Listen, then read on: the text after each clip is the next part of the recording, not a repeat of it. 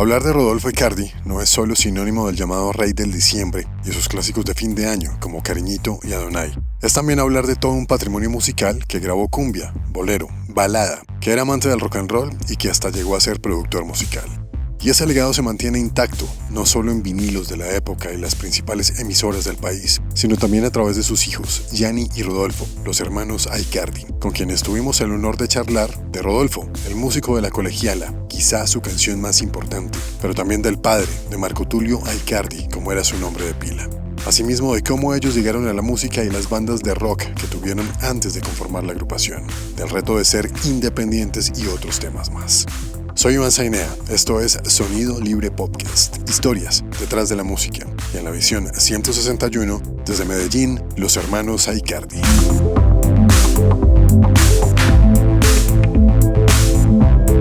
¿Cómo los trata Bogotá?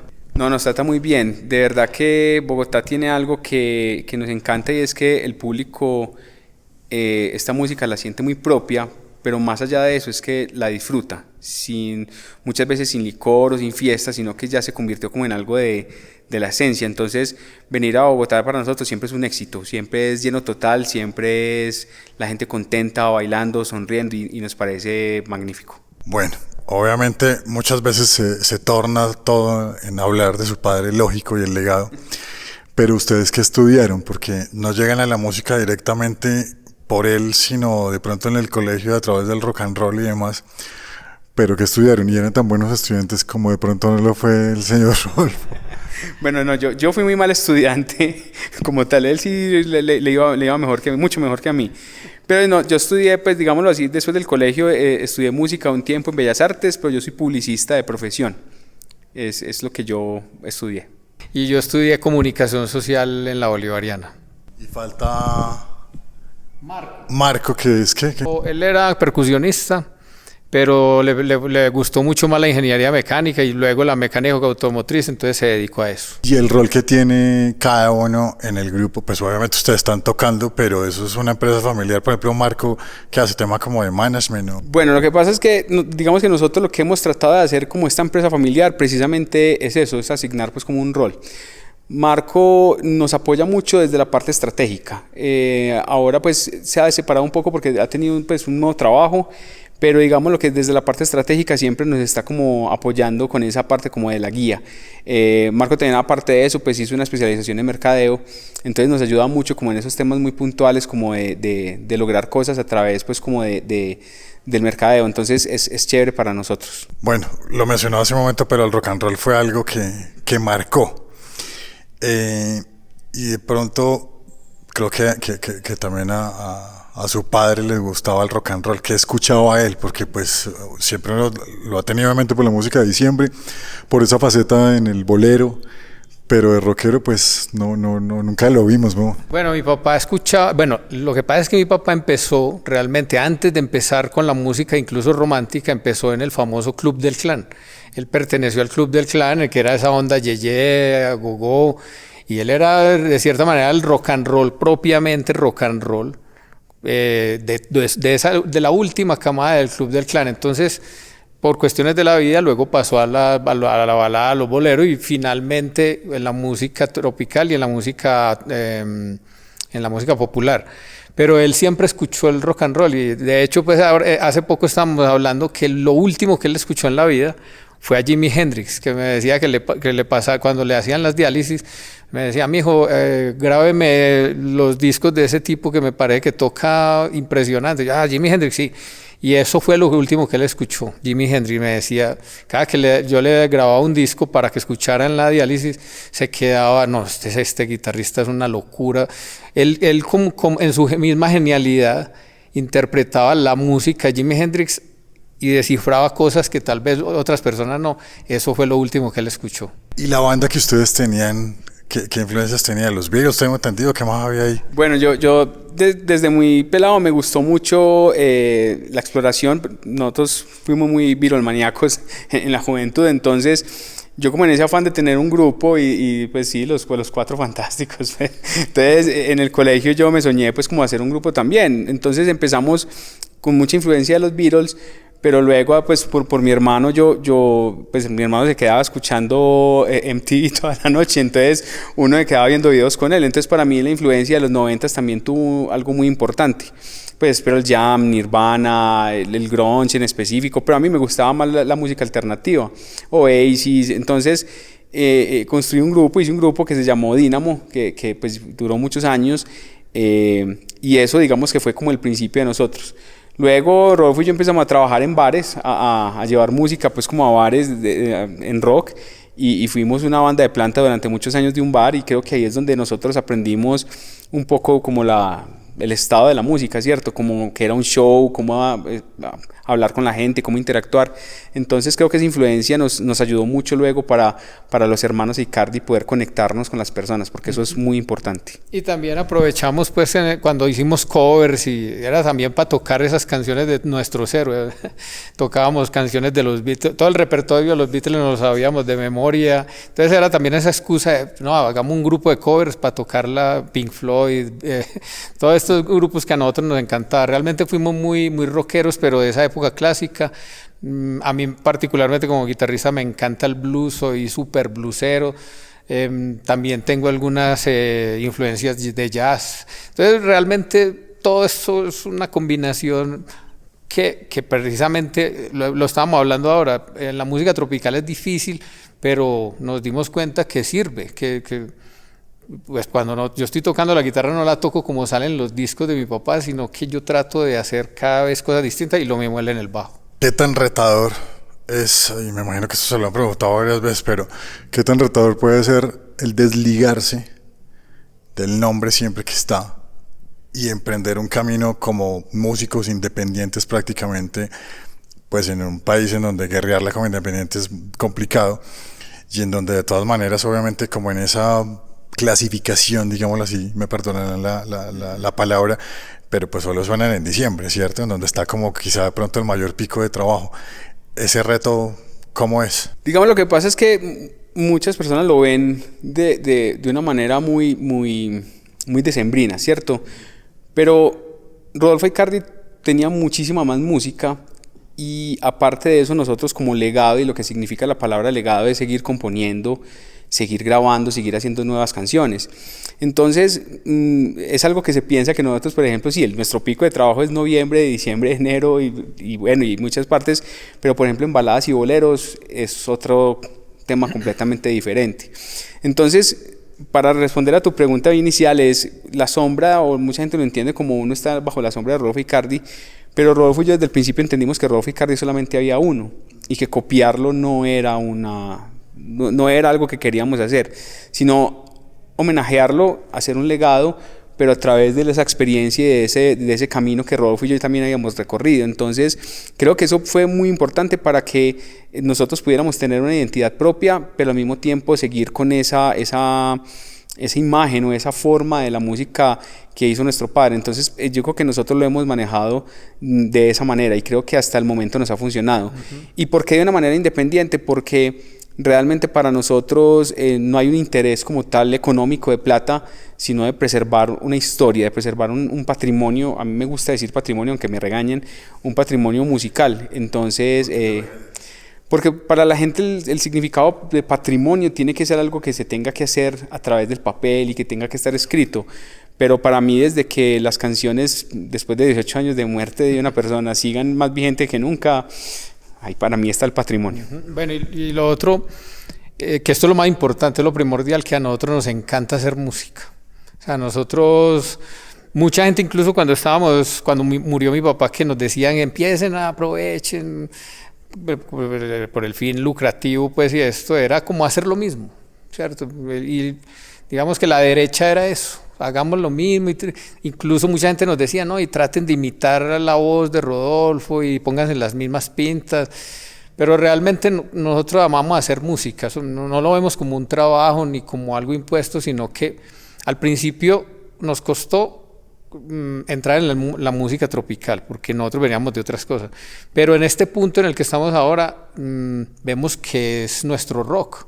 O sea, ese rock que escuchamos, inglés, americano, nos dimos cuenta después de muchos años que el rock era la música de mi papá y la música colombiana, y que lo que nosotros aprendimos tanto en el bajo como en la guitarra, en la música en general, pues está al servicio de lo que uno quiera, y en este caso toda esa fusión, y con esa alegría que nosotros tenemos, porque es que cada concierto, hasta las pruebas de sonido somos felices, es la oportunidad de crear, y incluso pues en la composición de la agrupación hacemos cosas distintas, instrumentos distintos, porque es hacer algo distinto, respetando la leyenda de Rodolfo Aicardi obviamente, pero también poniendo nuestro sello, no imitar las voces, nosotros tenemos nuestras propias voces y tratamos de explorar otra cosa, pero respetando ese legado. Bueno, hemos hablado mucho de rock y cuando uno mira, creo que es el prólogo del libro que escribió Diego Londoño, gracias, está Carlos Vives ahí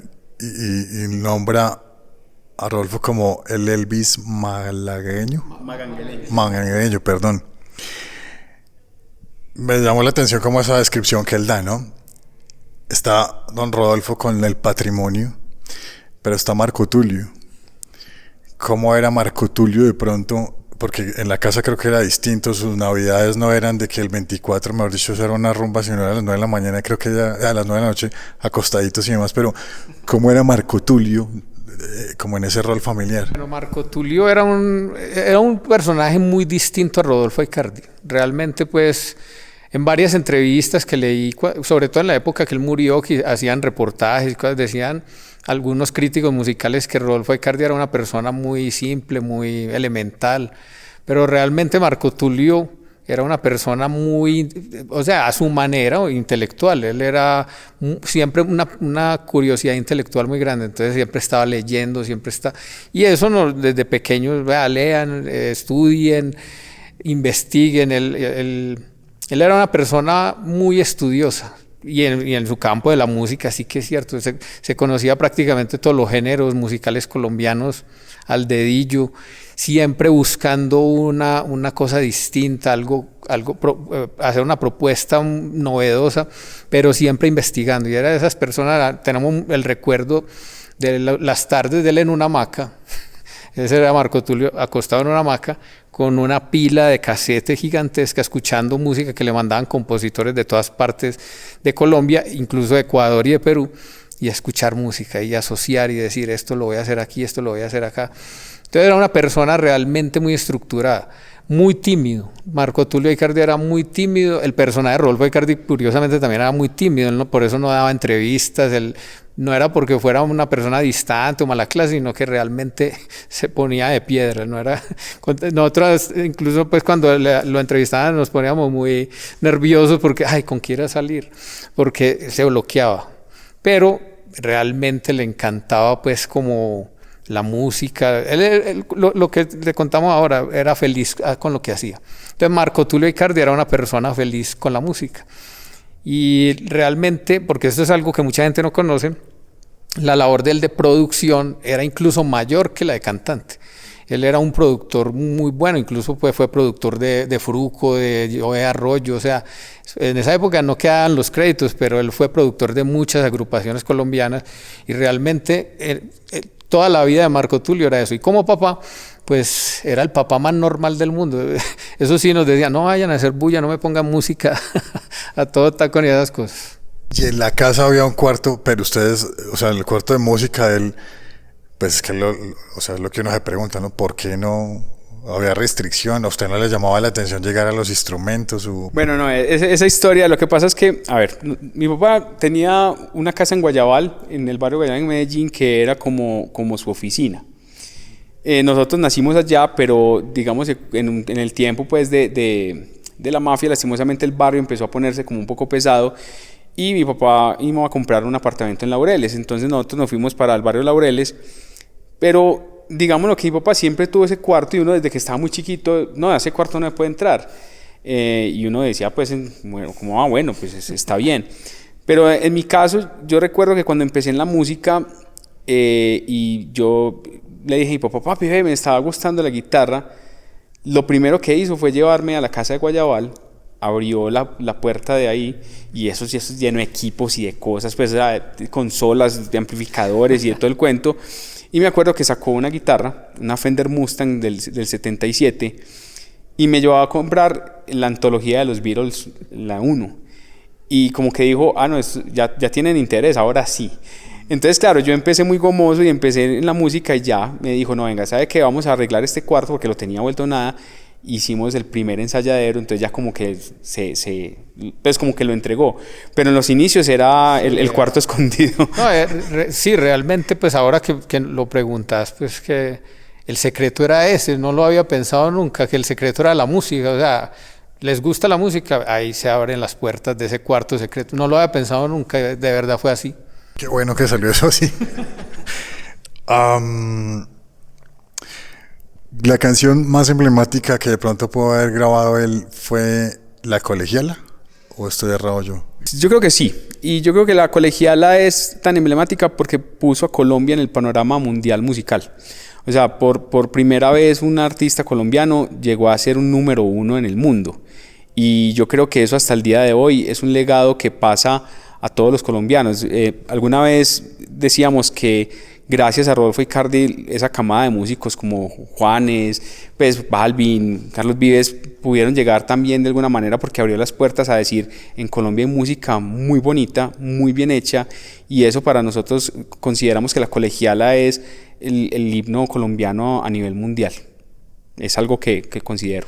Tal vez lo bonito de Colegiala, que hay que también empezar a hablarlo, que Colegiala es una fusión de música latinoamericana, o sea, Colegiala es una canción peruana, es de un compositor peruano, y fue la visión de mi papá porque como les dije ahora, le mandaban toneladas de música para que escuchara, y fue escuchar una versión en chicha peruana y imaginar todos los vientos, la percusión. Entonces, si uno lo analiza, fue en su mente en esa época fue como, bueno, yo tengo una melodía, una letra peruana, pero también tengo una música, un acompañamiento colombiano. Entonces, eso nosotros realmente nunca hacemos reñir esas cosas, porque hay muchas peleas ahora sobre que no, que por ejemplo ahora con Dua Lipa que cantó Cariñito, que no, pero que esa canción es peruana, no, pero que Rodolfo la dio a conocer en el mundo. Pero realmente esto no es para reñir, esto es como para que toda Latinoamérica sepa que es que tenemos con qué, tenemos nuestra propia música, nuestra propia identidad, no importa que tengan fusiones o cosas de estas, pero es nuestra música. Tú que mencionas de Dua Lipa, Mauricio Mesones, que fue el que pues la acompañó, y cuando yo hablé con Mauricio hace como año y medio, decía, llegué a Colombia y creí que la cumbia se transpiraba pues por todo lado, y me llevó una sorpresa de que no, que de pronto es muy en diciembre. Es como curioso ver el fenómeno que tiene la cumbia en un país como Perú, la cumbia rebajada en México, o sea, hay como muchas cosas ahí interesantes, que es un camino enorme. Cierro ya con esto, porque vamos a disfrutar un gran show ya 21 de diciembre, pero hay otra canción que creo que fue la última entrevista que dio su padre, que mencionaba Naila. Creo que esa era una canción que le gustaba mucho a él cantar. ¿Tienes de pronto alguna anécdota ahí con Naila y esa canción dónde está? Bueno, mi papá en esa época estaba pasando una época realmente difícil por un desamor, el amor de la vida de él, pues le fue infiel. Y él prácticamente enloqueció en esa época. Y entonces, en años posteriores intentó reorganizar su vida. Realmente fue una época muy difícil de mi papá. Prácticamente desaparece como artista, entró como en una depresión, según entendemos, pues porque a él no le gustaba hablar de esto. Y en esa época conoció a nuestra madre, y esa relación y el nacimiento mío fue como ese cambio que él necesitaba en la vida para volver a subir. Y Naila fue el entrar a un género que él había hecho al principio de la carrera, pero lo había abandonado por la música tropical, vuelve a la balada. Y realmente, bueno, yo nunca hablé de eso con él, porque pues era un tema pues que a él no le gustaba hablar, y era muy raro pues un hijo hablando pues con un papá de eso, pues. Pero realmente la letra de la canción, la forma en la que él presentó y editó la canción, que era con unos poemas muy bonitos de esa época, incluso de García Lorca, pues ahí, era como un homenaje a ese amor perdido. De hecho se trata Naila de eso, del amor que se va, que no se sabe por qué se va a ir. pero que llora porque se va a ir. Entonces, pero también es como esa sanación que él tuvo en el momento y bueno, me desligo de eso. Y esta es la canción que yo escojo para poder despegarme de ese tormento. Otra canción, pues que no la mencionaste, pero que queremos compartir con la gente que sobre todo en los últimos años de la vida, que yo no lo podía ver cantándola porque se me salían las lágrimas. Se llama La pena de mi viejo. Es una canción como en samba, hermosísima, perdón, en pasillo ecuatoriano, hermosísima, y es una persona que se da cuenta de que está envejeciendo y que ya toda su vida va a tener un final. Esa canción, incluso algún día lo compartiremos con la gente. Yo tengo videos de él cantando esa canción y se le salían las lágrimas. Ya de cierta manera presentía que iba a morir, no que iba a morir, pues todos sabemos que no vamos a morir, pero que le faltaba poco. Y en esa época él cantaba esa canción y Marco, Jan y yo sentíamos que se le salía como el alma y La pena de mi viejo, que es una canción hermosísima. Bueno, queda de tarea escucharla porque realmente da mucha curiosidad.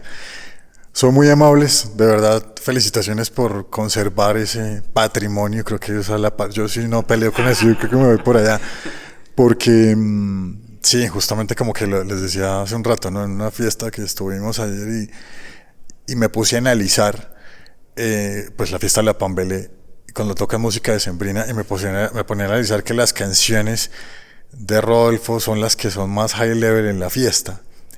Sonaron Lavillos y otras, pero pues sí es que es un patrimonio, una leyenda, un rock and rollero que estuvo ahí. Entonces, bueno, muchas gracias por estos minutos, de verdad felicitaciones y continuar ese legado por muchos años. No, muchas gracias por la invitación y siempre será un placer para nosotros hablar de los hermanos Icardi, de Rodolfo Icardi, y contar también nuestras historias porque hace parte de la vida del músico, contar nuestras historias de por qué estamos acá. Y bueno, no, agradecerte por esta invitación, porque generalmente, ya lo mencionaste, en las entrevistas nos ponen a hablar de mi papá, y considero que en este momento hablamos, pero también cosas muy de nosotros. Esta música no es solamente el legado de mis hermanos y yo, sino es el legado de todos los colombianos. Lo que decías ahora, la gente cuando escucha Cariñito, ¿por qué se enloquece? Es porque se acuerdan de la mamá, del papá que ya no está, del abuelo, se acuerdan de esas natillas, de compartir en esa cena de Navidad. Es un patrimonio colombiano, es el legado de todos. Y cierro con esto, para los que nos ven, tienen que ir allá al canal de YouTube y verse los podcasts porque están brutales y hay unos datos ahí que están muy buenos. Muchas gracias, son muy amables.